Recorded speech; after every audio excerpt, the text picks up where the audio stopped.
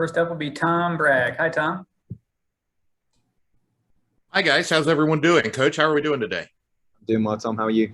I'm all right. Obviously, there's a lot of history between these two schools, the fan bases, but also between you and the Marshall head coach, Chris Grassi. Just tell me a little bit about that relationship that you and Grassi have. Yeah, it's ironic that we've both landed in the positions we have against two schools with a really big rivalry because he's one of my closest friends. He was a great boss for me at Charleston. We obviously spent 3 really successful years together at the University of Charleston, and I thoroughly enjoyed working with him. But I think it started as a really good friendship that's obviously turned into an opportunity for me to work with Chris. And quite honestly, it doesn't surprise me one bit to see the success he's had with Marshall. And it's obviously now in the position I'm in here at WVU. It's a great thing. It's a great thing for the rivalry to be as strong as it is. It was obviously a fantastic experience to have Pittsburgh come to us and that rivalry as well with another top 10 opponent. And we're expecting a huge crowd. And again, all the credit really needs to go to Chris and what he's achieved in a short amount of time with Marshall to really elevate that program and obviously get the success that they had in the spring. So it's nice. We've been texting back and forth all week, and kind of one of the things we've alluded to is, it's not often that you get to coach against a really good friend, someone I really respect as a coach, with both teams ranked in the top 10. So rather than be nervous or have any anxiety going into tomorrow, I think we're both going to just try and enjoy it, quite honestly. Next will be Joe Mercado. Dan, outside of the season opener against Robert Morris, you've had more time to get ready for this match, more rest than any other match so far. Big benefit at this point in the year? Have you been able to do more tactical practices? How have you used the extra time? Yeah, it's been huge. I think not only mostly from a recovery standpoint, quite honestly. I think between obviously the final whistle from Ohio State to going into tomorrow, some of the guys have had essentially 3 days off. And they've needed it. We keep a close eye on our GPS numbers and some of the metrics and data that we're tracking to see exactly how far the guys are running. And the effort to start the season has been incredible, and it needed to be, obviously, to get us off to a good start as we have. So if it wasn't just from the physical aspects of it, it was probably a bit of a mental break as well. To get away from us, to not have to listen to me every single day was probably something they were appreciative of.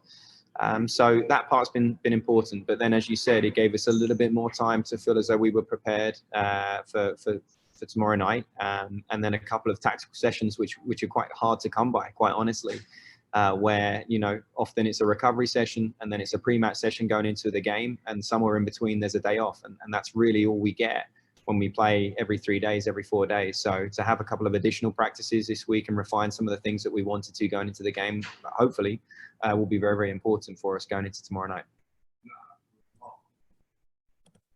Sam Caniglu, you're next. Hey, Coach. Like you said when we last spoke, I believe, Marshall's returning a lot of people. So I presume this is a pretty easy scout heading into Friday night. There's nothing easy about playing Marshall, quite honestly, with the quality of program they have and obviously their recent history and accolades. But I do think there's some similarities, obviously personnel being one of them.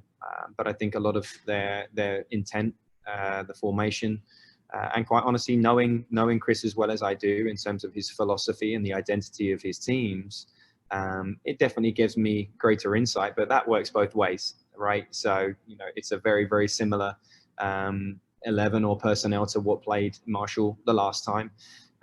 We're still playing the same formation, and I know Chris, and I know he'll be prepared for us, and I know he will have studied us just as we have them. So unless he's looking to throw a curveball our way or vice versa, I think we'll both feel as though we're pretty well prepared for one another.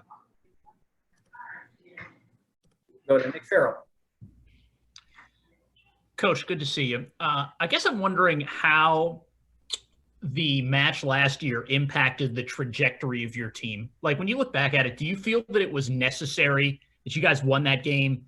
And did that sort of gave your team a belief that it would be able to compete with nationally ranked opponents this year and get to the spot it's at now? I think it wasn't just important for the players. I think it was important for me and for the staff, quite honestly, from that perspective. That time with Chris at the Division 2 level was incredible, but it was 6 years removed from Division 1.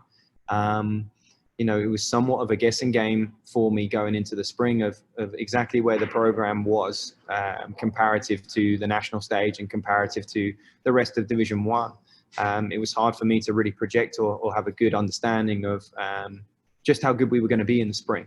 So that barometer was, important as we went through that spring, but no game more important than obviously Marshall, knowing what they come off the back of in 2019, knowing now what they've achieved. I think it gives this group a ton of belief that not only should we have been a tournament team last spring, but we're very, very close to what we're aspiring to be here, which is obviously not just a top 10 team, but then one that just as Marshall have can truly compete for a national championship as well. So we've definitely referenced that game. We've definitely looked back at not only that, but obviously a lot of what Marshall have done up to this point in the season.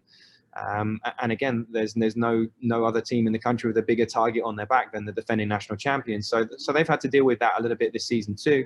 But the reality is this is an incredibly talented team that we're going to face tomorrow night. And, it could go either way. It's going to be a very, very tight game would be my guess. We'll go to Jake Griffith. Hey, Coach, Jake Griffith. I'll have the comms on tomorrow night's broadcast. You start the season on the road at Robert Morris, but now you have a nice stretch of matches home. You'll go away now to face a top 10 team. So what difficulties does playing on the road away from Dick Deleck Stadium against a top 10 team present? Yeah, that's a brand new challenge. That's a brand new challenge for this group to have a ranked team away. Not just that, but as we said, the defending national champions, the difference in surface, obviously being a turf facility comparative to being playing on grass up to this point in the season is a subtle change for us, but one we'll need to adapt to. And then the crowd as well. There's going to be a huge crowd. We're aware of some of the marketing and some of the other aspects of what Marshall are trying to do to encourage fans to be at the game. Tomorrow night, Chris has already offered me an $8 beer in concessions if we want to sit up in the stands. But, I'm tempted. I'm not going to lie. But no, honestly, some of these, and that's what I really spoke to the team to after training today, some of these games, as great as it is to do it in front of your own fans, I have some incredible memories of going to some places in hostile environments, UConn away, Maryland away, and winning those games. And what a feeling it was. To kind of leave that stadium and know that you've been the party poopers, so to speak, and you've really spoiled things for the home team. And we'll have that mindset tomorrow. I hope that we're not only very, very positive going into the game, but we're there to spoil the party. I regret to inform you. Sam and then Nick. Coach, you've been having a lot of, historical rivals come in, Pitt, Penn State, and now you're going out to Huntington for Marshall. You only got the chance to play, you and Andy only got the chance to play Marshall once. Nick obviously played them twice. He was here there before you. But what are your memories from playing against the Thundering Herd when you were in the Oval Bowl? Yeah, I think it's how times have changed. Honestly, it was I think you guys asked me a similar question when we faced Pittsburgh, and it was with respect, it was just a different beast back then.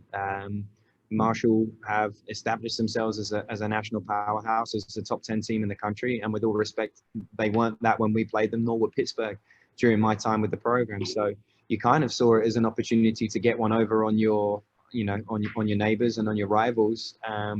But we're really looking forward to the fact that, it should be a comfortable result. So this is a very, very different test to that. This is a very, very different test. We, as I said, this is a quality team, a ton of talent, and they're very well coached as well. So, we're not going to go into tomorrow hoping that we get the job done, but we definitely need to be really switched on, really focused, and again, perform to the level that we did when we played them at home if we're going to get over the line tomorrow night. Go ahead, Sam. Yep, so looking at their stat sheet, like your squad, most of their players are from outside of the country. The difference is theirs hail from different corners of the world. Most of their scorers are from Brazil.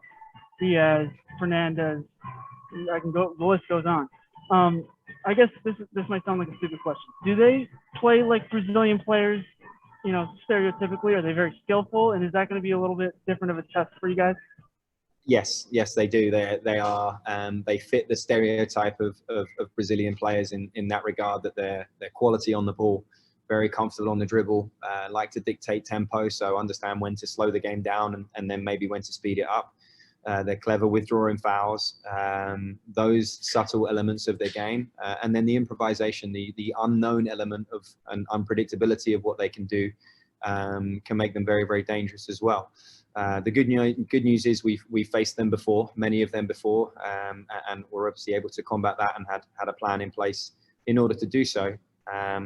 So hopefully, we take confidence from that and we're able to nullify not just that threat specific from Brazil, but as you said, from all corners of the world, because it really is that. So no, it's going to be a great test, and we're going to have our work cut out, nullifying their attacking threats, no doubt. Nick? Coach, easy follow-up then. Your confidence level in your defense, your back three going into this match, and how does having a guy as experienced as Tekeski maybe give you a little more comfort as you enter this one? Yeah, of course. I think I've made no secret that first and foremost, I want to be a team that has incredible resilience when it comes to the defensive side of things. The stats are trending nicely for us in terms of our goals against average and accumulating some of those clean sheets, as I've alluded to many times. So we've had a lot of trust in this back three and in Tekeski for a very, very long time, really since I got to the program, and then since some of those additions have arrived as well. So again, not to diminish their efforts up to this point, because it's been fantastic. I really do think it's been the collective 11 on the pitch at any one time that's helped us in some of those defensive elements. I think if you are looking at how we play and the number of times Luke impacts, our ability to win the ball back higher, and quite often the ball is falling to someone like Aaron or Bjarne or Kevin without pressure, quite comfortably, because the hard work has been done higher up the pitch. So while, of course, the closer to the opponent, to our goal they get, the more important they become, our front players have done an incredible job of allowing us to sustain attacks and territorially play the game as close to the opponent's goal as possible. So while they're very, very important and will be tomorrow night, I think it's important that we understand what's been successful for us up to this season, and don't kind of go into our shell tomorrow, but similarly try and dictate the game and try the playing game on the front foot. Because it's been very, very effective for us as a tactic up to this point in the season.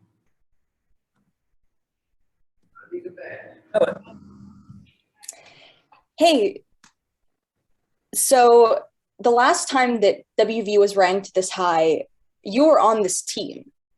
How do you relate to the players and the pressure that they're feeling now, especially going into a ranked opponent like Marshall? Yeah, I don't think I necessarily felt pressure. There's a slight expectation and or burden or responsibility, you could call it. But I don't know that I felt any more pressure as a result of us being ranked. I think if you get that balance right, it's more about continuing to gain momentum and continuing to gain confidence from where we are amongst the rankings. Yes, it's helpful that I've been there before as a player, and quite honestly that I've coached amongst a highly ranked team when I was during my time at Charleston. So this doesn't feel unfamiliar to me, quite honestly, because of that experience I had at Charleston and the time that I had with the program as a player previously. And I hope the message that we're trying to project to the players and the energy that we're trying to project to the players is that they belong. They belong as one of the top 5 teams in the country right now. And that as we go into this game, we feel really, really confident with what we've achieved and take a lot of confidence from those performances, and have a really good building block of what's been successful and what we'll need to do again in order for it to work against, again, another very, very good team, but no different to having Pittsburgh come to us, who were obviously ranked number 3 in the country at the time.